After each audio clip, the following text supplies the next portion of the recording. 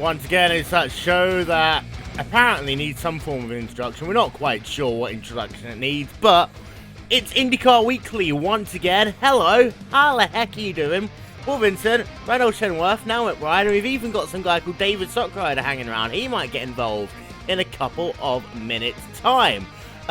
Plenty to talk about as always. Start of a new season in the iRacing.com iZone IndyCar series on both the road and the ovals. The road guys running at the Mid-Ohio Sports Car Complex, and then you also have the oval guys running traditionally at Homestead-Miami Speedway. Going to come to you first, Niall, on the oval side. Homestead, one of the most difficult 1.5 milers there is, but also one of the most fun 1.5 milers there is as well. On both the fixed and the open, passing is possible. It's easy for these guys to actually have a bit of racing, and it's pretty damn awesome. Oh, it is for sure. It's very difficult, especially in traffic. You got to be very aware there is some dirty air involved, and you have to be careful because the car can get very loose, like out of nowhere, and you can just spin, and you got to be careful. The traffic can be pretty intense, and also restarts can be quite insane. You always get like one or two guys spinning in front of you and causing mayhem. But yeah, it's good to be back at Homestead. I like it. It's great fun.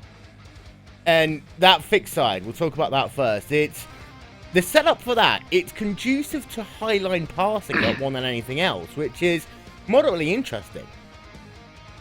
It is, yeah. Homestead is known for passing on the inside to be possible, because I know I've done it myself, trying to pass the inside, and the car suddenly gets really tight, and you have to back out of it. So yeah, it's similar to New Hampshire, where you would have the best place to overtake is in the outside. And then on the open side of things as well, we're going to do all the formal shit first. On the open side of things, it's been interesting because, of course, we've gone from 4-hour races to 2-hour races, but there's still really only about 1-2 races a day which are going official. The races that are going official, however, good racing. Yeah, I haven't actually done any open racing myself. The activity hasn't really been as much as I hoped, to be honest. Like I have made attempts now and again, like depending on my work schedule, if I'm available to do iRacing. But yeah, it's just the activity isn't really as much as I hoped. Maybe I'm just probably picking the wrong times to do the racing there. But yeah, I'm not really sure about that, to be honest. Like, about activity. We did have a blinding soft race on Monday, though. Martin Miller, 232 points. We are getting closer and closer and closer to that elusive 4,000 soft. Martin Miller leading away from Matt Cook. And then you had, I believe, Terry Martinson coming home in third position currently in the standings. Then Christopher Dermott, Michael De Temple, they are your top 5 in the point standings. But, I mean, I always go through this thing, and Randolph, I'm going to bring you to the conversation here, because you've been on both sides of the coin. You have the quality sometimes and not the quantity. Sometimes you have the quantity but not the quality. And finding that fine line of having races that go official often, but at the same time having good racing every time a race goes official, it's a very fine line to have in some ways. Yeah, it's a line that you need to ride pretty much perfectly, I think. I think if you go and you have too much interest and a lot of basically idiots hopping into the racing, I mean, yeah, there's people running and that's great, but if people's races are getting ended constantly, that's no fun.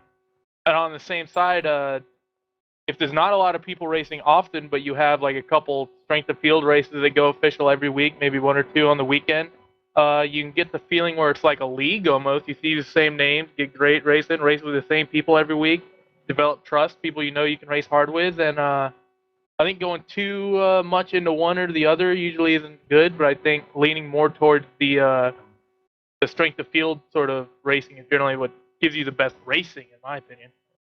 And the problem I had with the strength of field races is the one for the fixed and the open was so close to each other in schedule that you'd either miss one race or the other, or miss qualifying, and yeah, cause they're both on the same day, like same time of the week. It was very difficult to choose which one you were going to go into. Like I went into the fixed, so basically I had to miss the open because that's a longer race in the fixed. So that's one reason. That's one issue I had with the having both strength of field races so close to each other. That's an interesting point. It is an interesting point, actually, having the fixed and the open soft so close together. And in fact, the road guys, they've actually got themselves an interesting conundrum now where their softs were at very similar times for both the open and fixed. Of course, they don't have a fixed series anymore. But the quality of racing in that first race of the week, thinking about the fact that you have all these arguments of guys not necessarily having a setup prepared, and also, you know, the first race of the season, the pre-season jitters there. Everyone wants to make an impression for themselves. Yeah, 29 cars enter, 2 races, no cautions. Not one caution in either of those 2 races. On the quality side, at least, Niall, that's impressive. It's very impressive. Are we talking about the road course, the road championship, Oval. or the oval in Homestead? Yeah, you don't get cautions on a road course. Yeah, that was the thing. I thought you were talking about road course, but yeah, okay, ovals. But yeah, that is very impressive because you know Homestead is known for cautions, like especially in the fixed, you do have a wreck fest in there sometimes. But yeah, that is pretty impressive. Like it's not very often you get some good racing like that, for sure. And at the same time as well, of course, you have a caution-free race at Homestead. Pit stops, and I love pitting at Homestead, but a lot of guys really struggle here because, of course, you got to use the access road. It's not like any other track that we go to in the Eyes on IndyCar series where you have to use the apron, otherwise you will get a black flag. And it really does make that onus of getting, especially onto pit road, but people often forget about getting off of pit road as well. And you can lose about a second there, in my opinion. Getting onto pit road, we did it in the Will Vincent Challenge. It can be a nightmare, especially if you're coming in traffic. Yeah, for sure. It really can make or break a race. That's what I love about the pit stops. It really adds that element that can change the race completely. Like, especially for example, like the Indy 500, Pocono 400. Like, you know, one guy could be doing well the whole race, then he makes a pit stop and screws up, race over. So yeah, it really does add that element to the result of the race. By the way, hi, how you doing, John Paulsek, the guy who lost the Indy 500 because he didn't know how to pit. Never let him live that down. Just to let you know as well, we've got a number of different winners. The strength of fields, in my opinion, have been pretty good every time there has been a race going official. A lot of guys finishing on the lead lap as well, so good, interesting racing. But you can tell in the standings, Niall, that you know when there is a caution-free race, there's people scored a lap down, and they're being scored a lap down because they're missing it up on pit road. Yeah, that's for sure. Because you really got to practice the pit stops because you know you have in Homestead when you're on the access road you gotta get the speed right because if you go too fast, touch the grass, you're finished, you're screwed. So you got to be really careful and make sure not to go. I suppose in a way it's not good to go too slowly, but at least you have less chance of screwing it up and losing too much time. But you might lose it's a second or two, and might lose a position. But at least you don't risk speeding or spinning and locking up the tires or spinning the wheels coming out of the pits. So yeah, it really is a challenge that you don't get in the fixed series. Fixed series, no pit stops. Fixed series, thankfully at this track it produces good racing. There are sometimes when the fixed series, in my opinion, is just it's very close racing. Yeah, really good racing here, and that's the thing. That's the thing with the fixed series. There are tracks when the fixed series racing is phenomenally good. This track's where it sucks. I'm going to be blatantly honest when I say that. There are times that the fixed series can be a piece of crap. For sure. And also, the thing with the fixed setup is that, I'm one of those people where I refuse it to be everyone's on a level playing field. Because, Brad, I'm going to bring you back here. Technically, everyone's not on a level playing field because everyone has a different driving style. And, for example, fixed setups are generally tighter than what you'd be driving in an open series race, mainly because they need to be stable. It's the first thing. And because of that, there are some groups of people who naturally will adapt quicker to the setup because it's more akin to their driving style. And there'll be some people who just really will struggle to drive it because it's completely the opposite to their driving style. Yeah, you pretty much explained it perfectly. I mean, dealing with a fixed setup, either for ovals and road courses, really, like simple things can completely mess with how you drive the car. Things like brake bias. things of that nature. Maybe not even being able to mess with the weight jacker on the oval. Those little things can really change how a car, any of the cars in the service, really behave. And I don't see it either as being the quote unquote level playing field that a lot of people describe it as being. You really can't have. Sorry. Go ahead. You really can't have a compromise on your driving style. Say if you've manned the setups and your driving style is based on your own setup. You know, like if you like a car that handles better and like front end grip or like rear end grip, and like if I have this fixed setup that like is just fixed, like it doesn't suit your driving style, that can add some sort of difficulty. If you like to adjust things and you can't, like the brake bias might be not to your liking. You might be struggling with that. That can be one challenge if you have a fixed setup. And of course, in the roadside, it would be more prevalent because you got to do those things like braking and turning right, which is crazy. But on an oval, I mean, for example, I'll give you an example. I love a car that I can kind of slide the rear end around in the entry to the corner, but then I like it to stick in the middle of the corner. It's a very unique way of driving. I've always driven cars that way, and I always will drive cars that way. Therefore, you go into a fixed setup phase. And in Kentucky, I remember, was the one that burnt me up the most because I just couldn't drive that setup without burning the tires to hell. I bet it was the wind. It was the wind. We'll talk more about the wind in a little, but it's an interesting point to note. Fixed series racing is still doing good. That is the important thing on the oval side. It is, however, Niall, our first time in about a year that we haven't had fixed racing on the roadside. But in retaliation to that, what they have now is races which aren't longer than the Grand Prix Series races, which, was a bit silly, shall we say. But you've got long races, 40 laps around the Mid-Ohio Sports Car Complex. And if you want to know something funny, more races have gone official in the last 2 days in the roadside than they have on the oval side.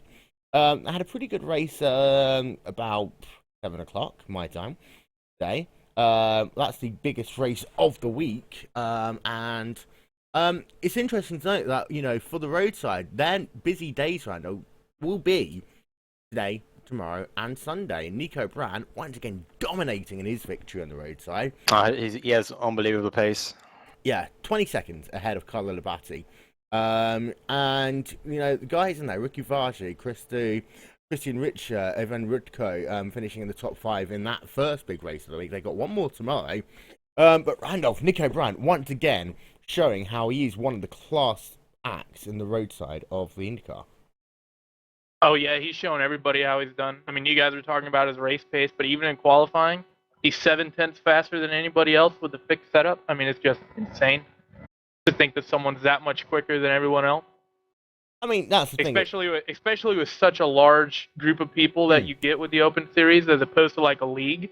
You might say, okay, there's someone that's maybe 7/10 faster than like 20, 30 other people, but we're talking about hundreds of people, I believe. Yeah. 64 have qualified so far, but and of course, be that much faster out of that many people, just insane. And as I said, Saturday traditionally is the busiest day for the roadside. Their biggest races of the week take place on a Saturday, and I know they have worked out a way of doing a race on Sunday as well. So roadside, in my opinion, you have to say, Niall, they've not suffered at all with losing the fixed series. Arguably, what they've done is they've kind of gone down a route that Lotus 79 had at one point, what the Radicals had. What they've done is they consolidated their races, and the races which they do have now have got a good depth of competition. Yeah, it really has benefited the open setup road series that there's no more fixed, because like say a lot of drivers would have relied on the fixed series because of the usage of setups, but now that that's gone, they realize you have to go for the series and go and work on a setup. And if you don't have no use for the setup, like Nico Brandt's posted his setups on the forum, which will probably give you an extra 2-3 seconds, which are amazing. But yeah, it really has benefited the IndyCar Road Series open setup. Then there's no fixed setup, because it gives you, it pushes these drivers harder to to go for this extra challenge. Like obviously there's going to be a longer race distance, but it really is going to really has increased the activity, and I think that's really good. Sadly for me now, like I'm working the weekend and I'm working today, so I have to miss all the races. So I'm gonna see if I can make it for the next race if it's active enough. Hopefully. Everyone go and join the next road race except for me. I hate Mid-Ohio. But I just can't drive the place, to be fair. That's because I can't turn right. I don't care. You're racing. No, I'm not. Yes, you are. Shut up. But the thing is, as well, we'll go back to our original point that the way that you can drive a road course now, and you can change very simple things that aren't available in the fixed setup. Things like your anti-roll bar preferences. Things like, your differential, for example.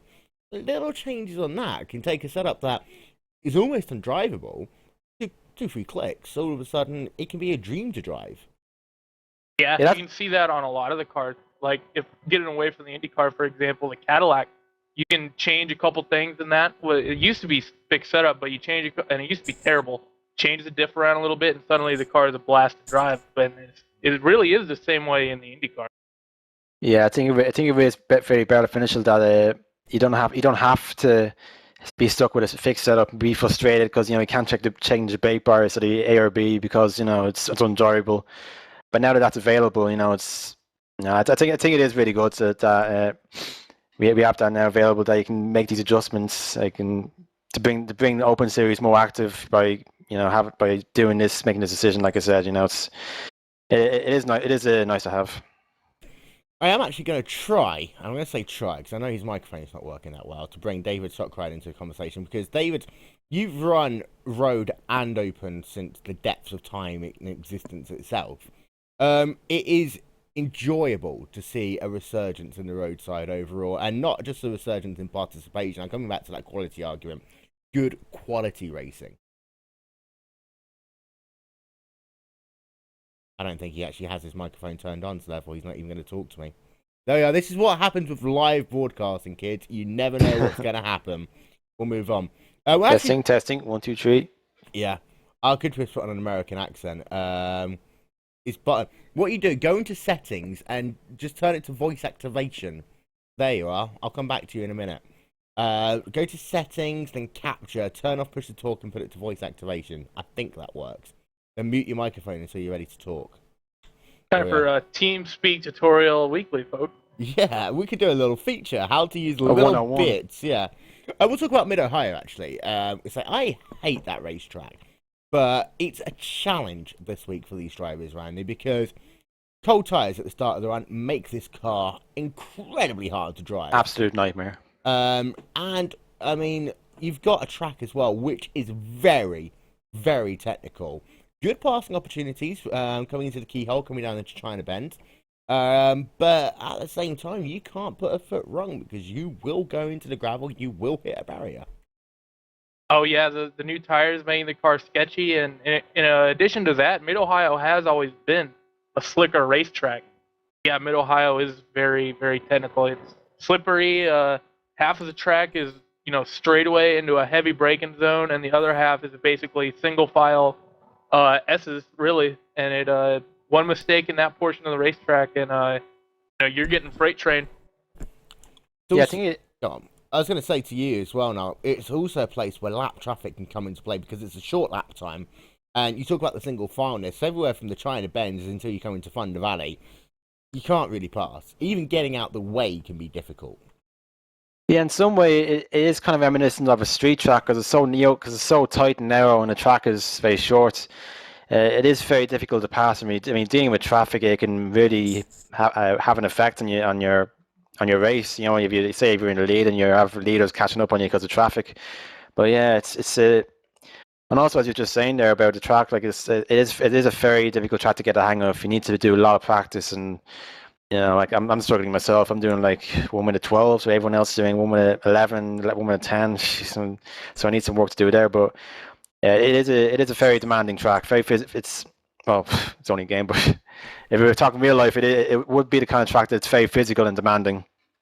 Yeah, I mean, Mid-Ohio has always been a track where you either got it or you don't. And you can compare that to real life as well. We'll talk about real life in a little bit. We'll finish up on talking about all of this iRacing. I mean, who even likes iRacing? But How could you dislike iRacing, man?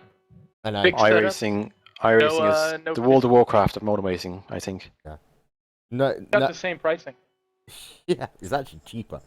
Don't forget, if you can head over to iRacing.com right now, you can get yourself half price off your first 3 months membership. Or if you go to Facebook, you can get it even better, and you can buy 1 month and get 2 months free. Or, if you really want to get it for free, Google Cadillac iRacing. Get yourself 3 months for free. Bonus, I tell you. But I think that's pretty much all of the official series that's been going on this week. Of course, we roll on track to track, week on week. A little bit like the Bernie Ecclestone parade almost. Next week, the road guys, they've got themselves Road America, which always one of the most interesting tracks of the week, Randy. Pretty stop-start, good passing opportunities, especially down into that turn 5. But at the same time, it's tough, especially at start of the race, coming down to turn 1. Oh yeah, it's pretty complete opposite of Mid Ohio this week. I mean, a lot more opportunities to pass.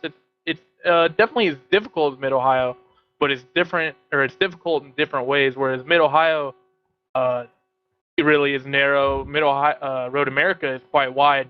If you screw up a corner, screw up a corner exit, you're just gonna get freight trained down those long straightaways. And then, of course, the road side and the oval side, even they go to the best oval in the world, Phoenix. Niall. Sure, I'm looking forward to that. Gonna be great. It's gonna be great fun. Phoenix, my favorite track in all of iRacing. Period. Me too. I will try and talk today with Sock Rider again. Race on road, you race on ovals, you love them both. How interesting is it to see the roadside having some form of resurgence? Answer me! Oh, it's great. You got me now? Yes. All right. Yeah, it's great to be able to run a weekday road race in a U.S. time zone. We haven't done that in forever. And also, one of the things as well that we are seeing, and this will help overall participation, the Aussies are back. Yeah, there's a couple of them running today on the races I missed, but it'll be pretty good to see if we can get them in some others. That'll be incredibly interesting for both road and oval, to be fair. And I actually won my first IndyCar race amongst a bunch of Australians, and they all tried ganging up on me at the end of the race, but I didn't let them have it. People like Gavin Sadler, I miss him actually racing with him. It was incredibly fun back in the day. But that is official iRacing, and this is going to be a seamless link because David, you're going to Mid Ohio tomorrow, aren't you? Yeah, I got to go do one other thing. Then tomorrow evening, I'm going to drive over to Mid Ohio, meet up with everyone else there. You know what that means, doesn't it? You're going to miss meeting Derek Walker and Robin Miller. Yeah, well, some things you can't change. And this is a pretty seamless link from iRacing to iRacing meeting real life. We have got that IndyCar meetup thing happening tomorrow. It's going to happen at 9 o'clock in the morning. They're going to get Derek Walker, who is, I'm going to get this right, the Vice President of Competition for IndyCar, and also Robin Miller. And if you really need to know who Robin Miller is, then you don't deserve to be an IndyCar fan. But no, it's incredibly satisfying to see IndyCar taking literally this much of an approach in getting back involved with iRacing and actually meeting some of the fans. For sure, and let's just hope this will put further progress in getting this DW12 out of the way. For sure. I want to go to that point immediately. And if you're a Sim Raceway fan, turn off now. And I can't say what I really want to say because I will probably get kicked off of YouTube. But go and find something better to do with your life. There's a PC version. But of course. Well, I don't even think there's any Sim Raceway fans anyway, so you don't got to worry. Oh yeah, true story. I mean, that's the reason why they are the crap in the first place. But they are. What does that even cost? it's ridiculous. It's like you pay nothing, but then it's a bit like getting on a Ryanair flight. You know, you say you don't pay anything, and then by the time you finish paying everything, it's 14 times the price of iRacing, and you have 12 people in your Indy 500. 12 people in your Indy 500, and get this, they had ABS on, traction control turned on, and dear God. the Crew de Gras automatic shifting in their Indy fucking 500. Well, let's be honest here. You don't need to use the brakes at Indianapolis, so it's not like the ABS really made that much. When you come into pit road, you do. Well, yeah. I mean, with 12 cars on the track, you're going to have to do a green flag pit stop. I mean, even if you just lose one at a time, by the time you get to the end of the race, it'll be Liam Jenkins calling one person on the racetrack. But still, they'll have to make a green flag pit stop. I've been in some 11-man races that had cautions. Oh, me too, for sure. And Phoenix, there was like an 8-car field, and we got like 2 cautions. Yeah, I have no idea. You also have 11-car races with, 3 cautions and 4 people finishing, Randy? Yeah, something like that. Who is that wind? Pretty ridiculous. Yeah, it's all on the wind. It's the wind and the asphalt that's 2 degrees colder. It is. Yeah, 2 degree colder asphalt. But let's make the serious point here. Of course, Sim Raceway, they have the DW12. And Sim Raceway were also supposed to be doing some form of an IndyCar video game for Xbox or something. The latter hasn't come about. We know that Sim Bullshit Way is in app. So essentially, they might not be able to deliver this IndyCar game anymore. And of course, we know that it was Randy Bernard who signed the contract, and not a lot of people really know what the licensing goes where in IndyCar at the moment. The fact that Sim Raceway, in my opinion, will be dead within 6 months, and the fact that, you know, they're probably going to concentrate, if they do carry on their core model of cars rather than, you know, open wheel awesomeness. What that does mean, Randolph, is that there's a very big gaping hole in the market, which there are a lot of IndyCar fans like to race IndyCar, because you can't go and buy NASCAR the game, you can't go and buy a Formula 1 game, you know, in your local Best Buy or whatever. You have to actually find a sim to do it. You've got R-Factor, the mods for R-Factor have always been great, but they're a bit dated now. The R-Factor 2 mods aren't out yet, but iRacing. There we are, but the only issue with iRacing is we haven't got the DW12 yet. Yeah, it's pretty unfortunate that the iRacing is being pretty tight-lipped about it. I think I read at one point they were waiting for a new aero model, apparently, that IndyCar is coming out with, but yeah, it really is a pretty big disappointment, in my opinion. Well, and another thing you didn't mention is For the 5 has IndyCar now, too. That's going to be coming out, I think, this year. But if Sim Raceway is going to go down, then sure, that leaves a vacancy for us to take the license, you know. Well, the thing is, I mean, I remember, and I'm not trying to stir the pot up here, I remember talking to Sean Siff at the 2012 Autosport International show. Sean's a great guy. He won't lie to me. And he did say they had signed the contract. At that point, they were waiting, probably, in fact, I wouldn't say probably, completely correctly, for data from Dallara. Because let's not forget, that car now didn't have all the data ready for it back in January 2012 because they did so many changes to it after Weldon died. I'm going to be positive. I know everyone's saying that we're going to get DW12 by 2020, but I'm going to predict there's going to be an announcement before the end of the year, hopefully. I'm probably going to get it in 2014, the end of 2014. That's just my prediction. So hopefully that goes well. I think we could write like a sweepstakes on this, couldn't we? I'll buy one more iRace and get the DW12.com. It could be like Price is Right. We could have bids on when the DW12 will actually release. We'd have a big wheel that people could win money on. We'd have to get one of the Bettenhausens to be the old host with the gray hair, though. True story. I'll tell you what. I'm kind of cautiously optimistic as well. I mean, don't forget, iRacing does have the rights to an Indy Lights car, and I actually agree with them on this. You know, they wouldn't get the participation on it because it's that kind of step from a Star Mazda. But yeah, we already have a Star Mazda, yeah. Yeah, I mean, it's 20 miles an hour faster. Woohoo! But yeah. Actually, they might be better off if they just got that and completely replaced the Star Mazda with that. Because but isn't the real world Star Mazda series actually dead? It's called the Pro Master Like, isn't series it now, gone? but it's very similar Is it? cars. Yeah. but No, the last I problem with heard, the it actually went away. But problem with the Indy Lights cars is they're like probably like 10 years out of date, and we're waiting a new car soon because by the time that goes That's into true, too. iRacing, it's going to be out of date. The issue is, though, and this is going to be the big issue, if you're going to have an Indy Lights race, you've got to have a maximum split of 11 cars. Otherwise, it's not going to be realistic. Exactly. I do feel really bad for the Indy Lights series, So we'll just bring back the fixed series to divide the fields again, and there we go. Problem solved. By the way, how you doing, Cook? Pretty good, Will. How are you? I'm not too bad. You turned up 28 minutes late. What do you call this? Getting stuck outside of my home, so... You know, You leave your home. well, no. nuisance I station. read. Actually, no, I didn't read. I was watching a documentary. That Canadians don't lock their doors. That is pretty common, yeah.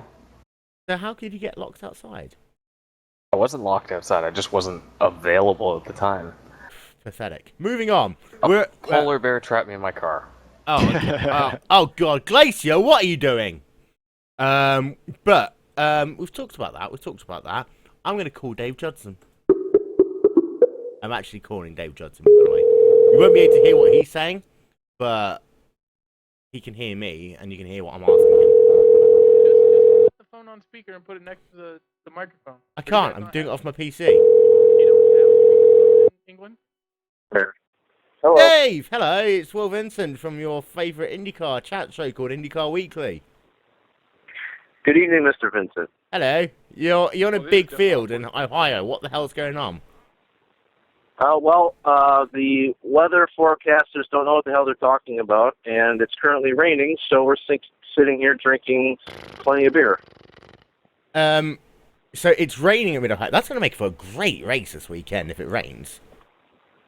Well, they said Saturday it's supposed to rain, but Sunday it's supposed to be sunny.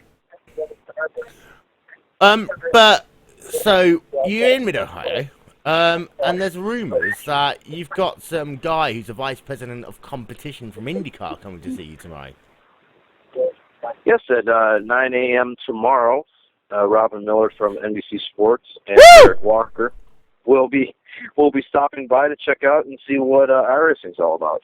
And by the way, Robin Miller is my idol, so if you don't get a signed autograph by him and send it over to me in England, I will come over and I will kill you.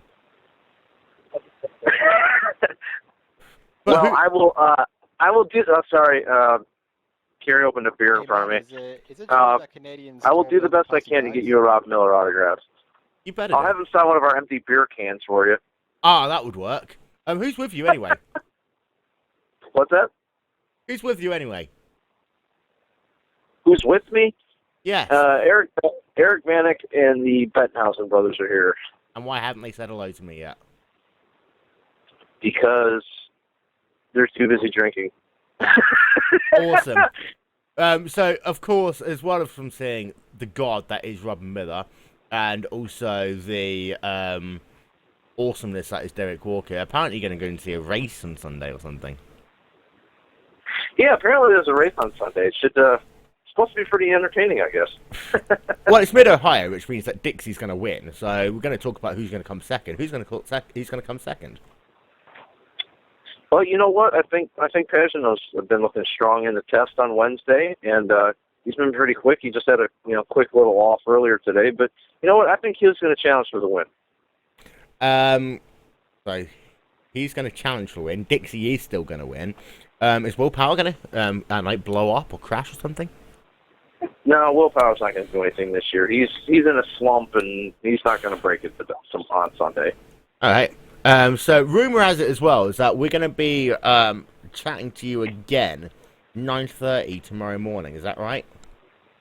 That would be correct. We'll be here live from the Mid-Ohio campground. You'll be live. Special edition of IndyCar Weekly. Yeah, try and get Miller at least to stick around. I know Derek Walker's a very busy guy, but this is Robin Miller we're talking about. I mean, he loves talking to anyone who likes IndyCar, so tell him that he's got to stick around. I'll tell him he has a big English fan who has a man crush on him and would love to chat.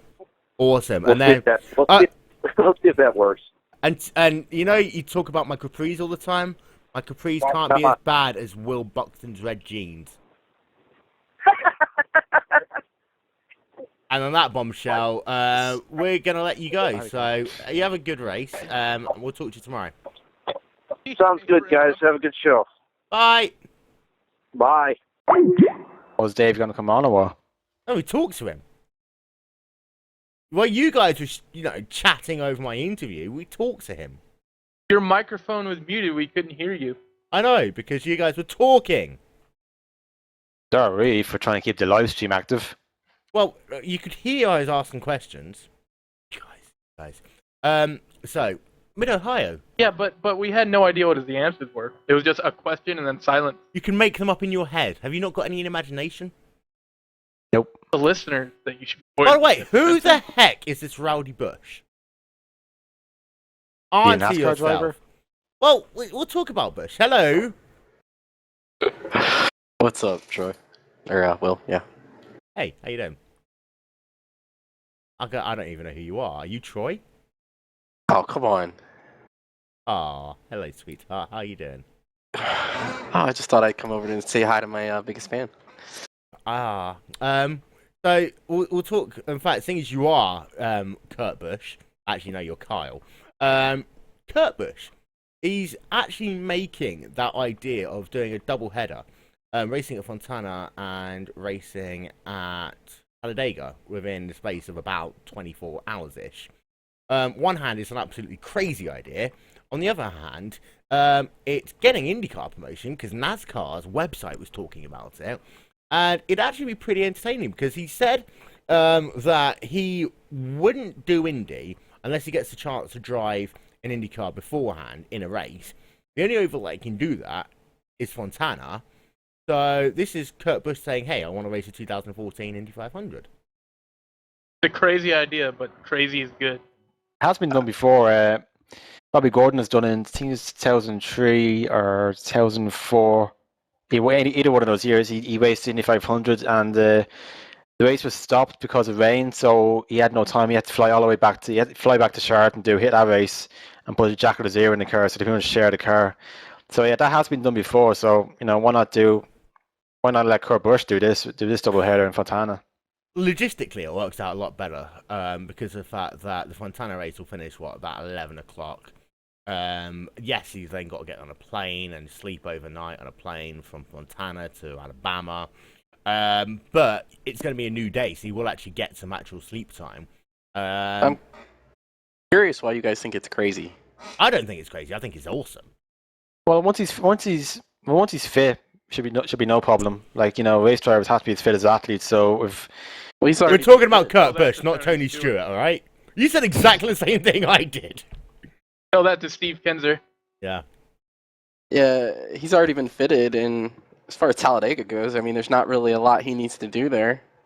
Yeah, he could stay up all week and do just fine at Talladega. Yeah. Versus Indy and then Charlotte. Charlotte, if your car's not handling, good luck. While we're on the topic of Kurt Busch as a rookie driver going to be racing IndyCar, there's a lot of rookies that be racing during the season. Like for example, this weekend we got Luca Filippi and James Davison.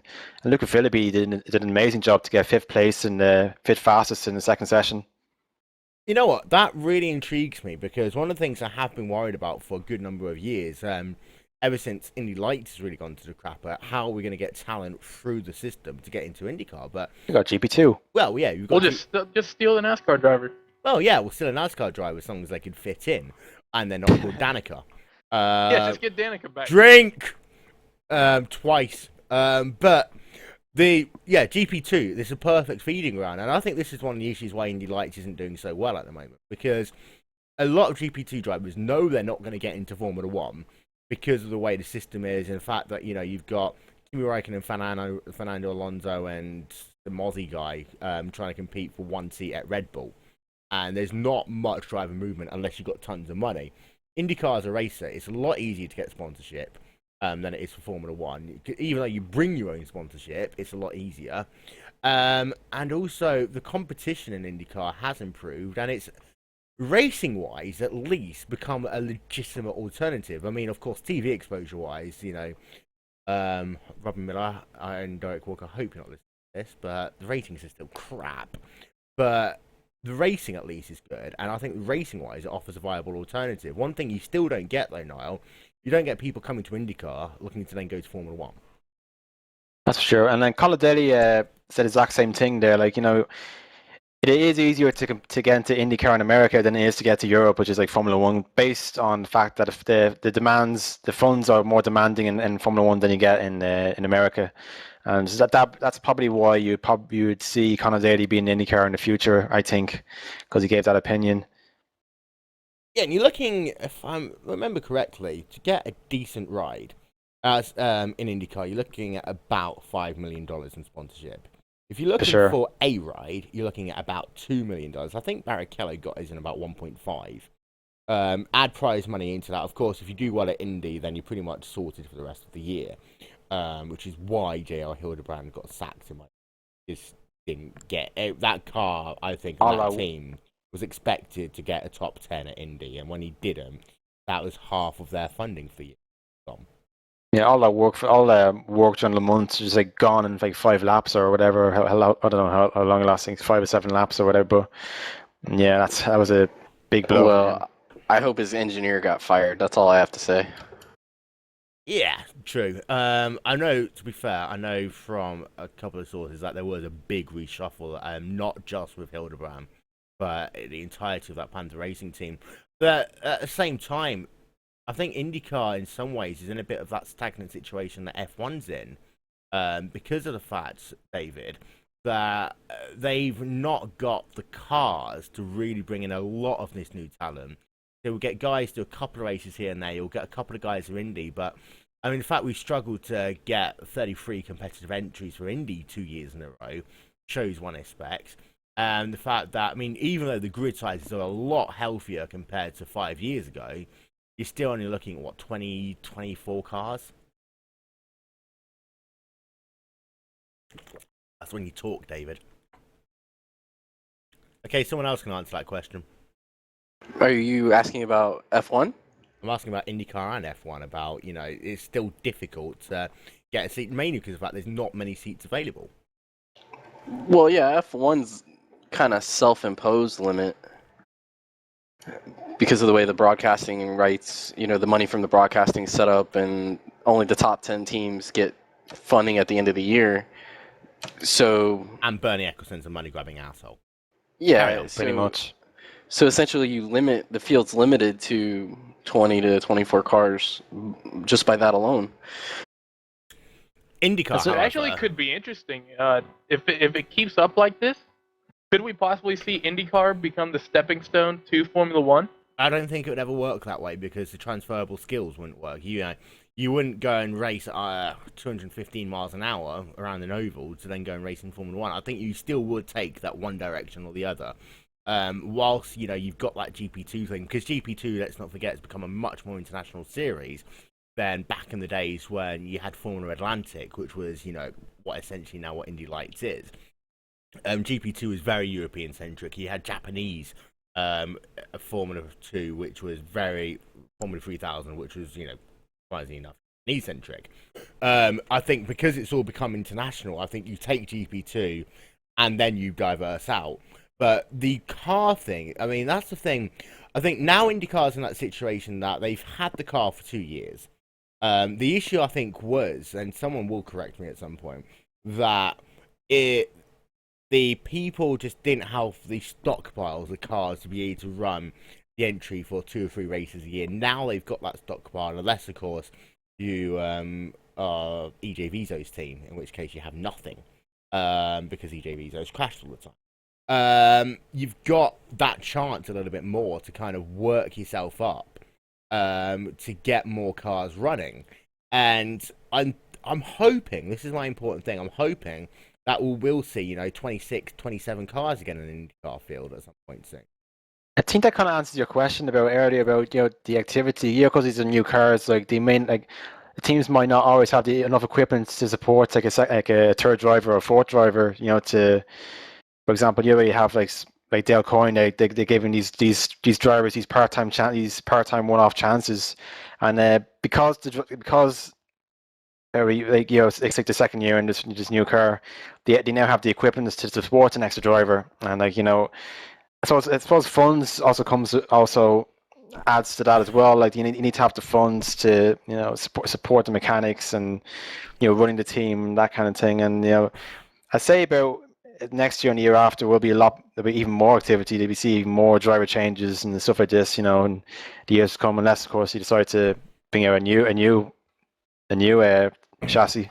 Well, they've got the aero kit, and I mean, I take a very different tack because of what I said a moment ago to a lot of people, that I understand what the teams are saying about aero kits and the fact that if they're going to have to build aero kits, then they're going to be in that same situation again when they're not going to be able to run as many cars unless they put some cars in a Dallara chassis, some cars in an aero kit made chassis, so on and so forth.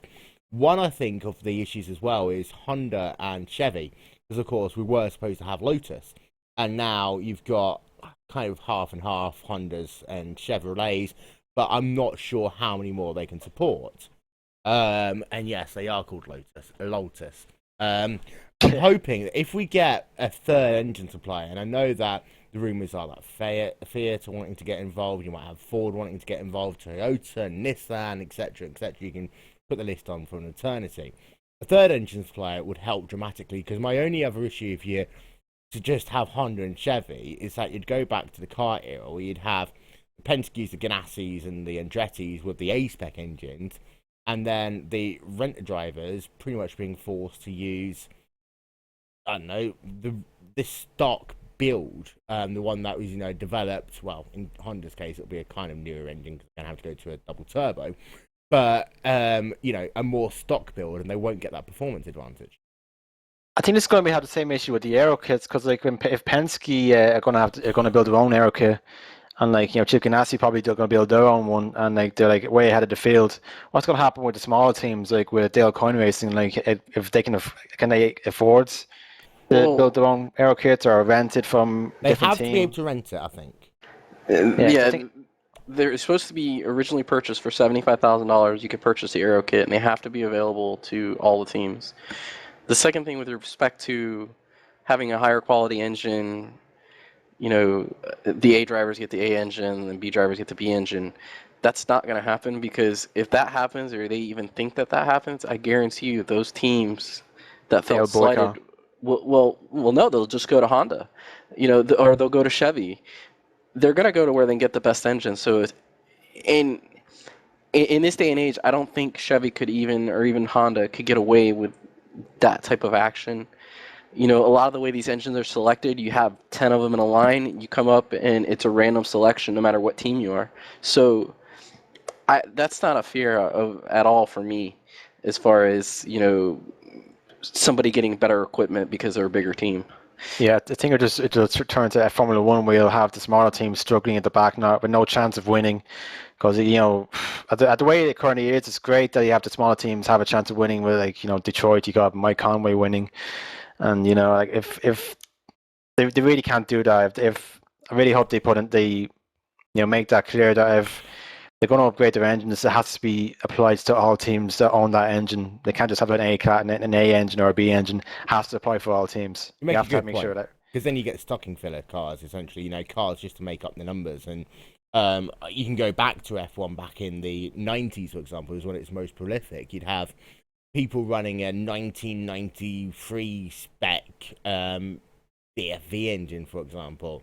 Or you had the Supertech engines, for example, which were 2 years behind the real Renault engine, so on and so forth. Which, and it hurt teams, it hurt sponsorship, and it hurt a lot of things. So, good points made on that. The important thing is that aero kits, when they come in, of course, they will first just be for the Triple Crown races. And, I mean, in theory, we could have a Ganassi running a Penske aero kit, which is intriguing. I don't think they'd do it out of pride, of course, but you have that situation come Indy, when you will get back to those good old days when Penske had to try 3 different chassis in order to try and qualify for the 95 Indy 500. And failed. And fail. Yeah, and failed.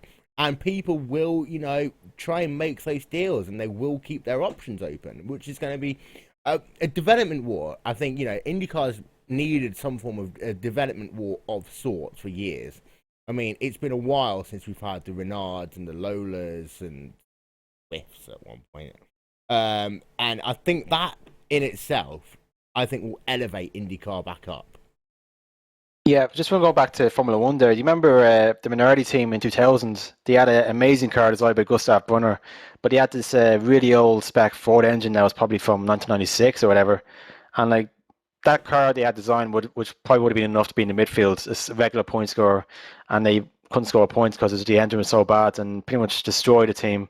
Team went into debt, had to be taken over. Yeah, it's just such a shame. Like, what if they had like even a Supertech engine? They would definitely have scored a lot of points, and it would have made the team into a midfielder like they did in the early 90s. You know what the funny thing about that was? Ross Brawn said he'd always go over to Minardi to see what they were working, because they were the true innovators in the late 90s in Formula One. I mean, you look at, for example, the Lola team, and that was the biggest laugh, I think, in the history of F1. Oh, that was a disaster. In fact, the only thing that even comes close to that was BAR in '99. This is a recurring thing for some reason. Don't get an American team in Formula One. 3 times they failed in their last 3 attempts. But you have, and Minardi came up the titanium gearbox, for Christ's sake, for F1. But in IndyCar itself, I mean, they've got the drivers now. You've got a range of drivers which are good drivers. I mean, you've got Dario, you've got Dixie, you've got Power, you've got Ryan Hunter-Reay, who's at the top of his game at the moment. You've got Marco Andretti, who's finally stopped being a little boy and actually started racing. And you bring in those drivers from GP2, you've got a legitimate racing series. The only thing, in my opinion, that still is a bit of a bugbear is TV rights. And not just in America, this is internationally.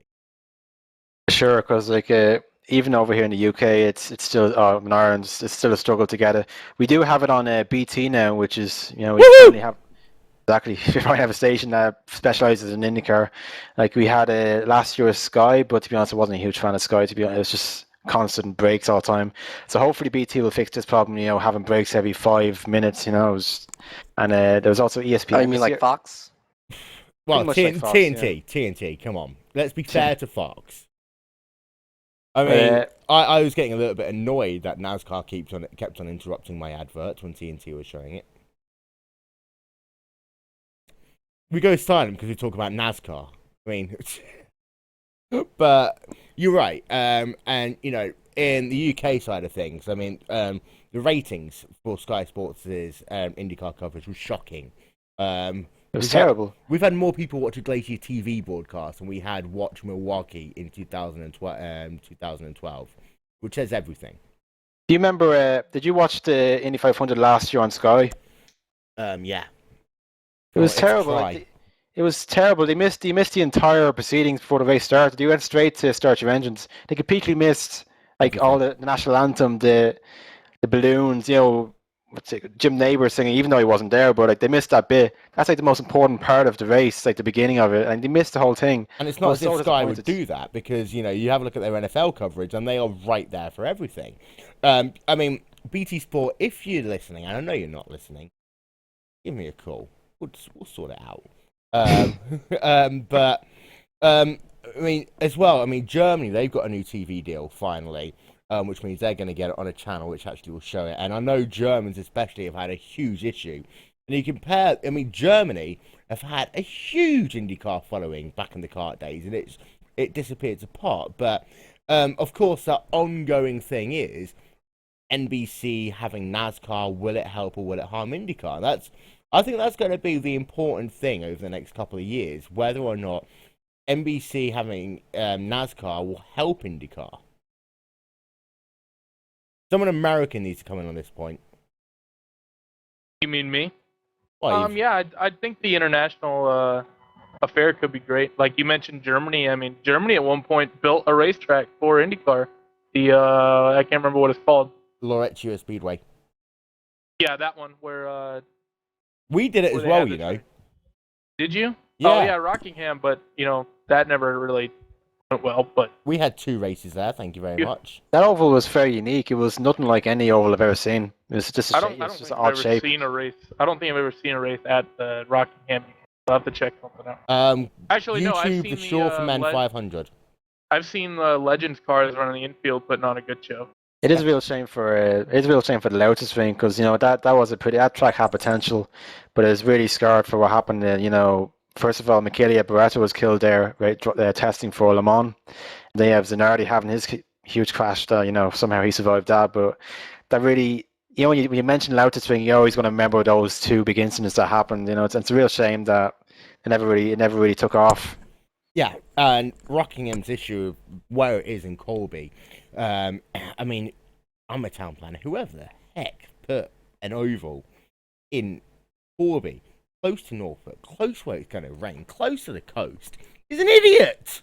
But I mean, you talk about Rockingham as a racetrack. It's great. This is the UK Rockingham, not the place in North Carolina, for the record. And it really is like the illegitimate, which is still love awesome. child, which is like the illegitimate love child of the old Homestead and the old Atlanta, and then they just got a 5-year-old to kind of draw it, and they got this random shape. But it's great. It'd be perfect for IndyCar racing. But we found out with leaving Motagian and that stalled China race, IndyCar, it kind of needed to rebuild, and it needed to stick in America and Canada. Well, in the Americas, because of course they have those races in Brazil. But I think we are within the next 2 or 3 years at that point where IndyCar needs to diversitize a little bit. For sure, because remember when Champ Car was known as the Champ Car World Series, that obviously meant it had to be outside of America. So then they started to race in Zolder and Assen. I would really love to see IndyCar have a race in Europe, maybe probably racing. Go back to Brands, well, not really Brands Hatch. That was kind of boring race there, wasn't it? The Indy version of the Brands Hatch circuit. But go back to have a race back in Europe, not necessarily an oval like Rockingham, but a road course. The Birmingham Super Prix. Exactly. I actually agree with you. I think it'd be fantastic to see them more out of the States. Because, I mean, if the longer they just sit in the States, like you said, they just become an American series rather than something that's trying to get worldwide. For the record, it was called the Bridgestone Presents the Champ Car World Series powered by Ford. I mean, ridiculous name, but yeah. I think we've almost talked about everything we needed to talk about.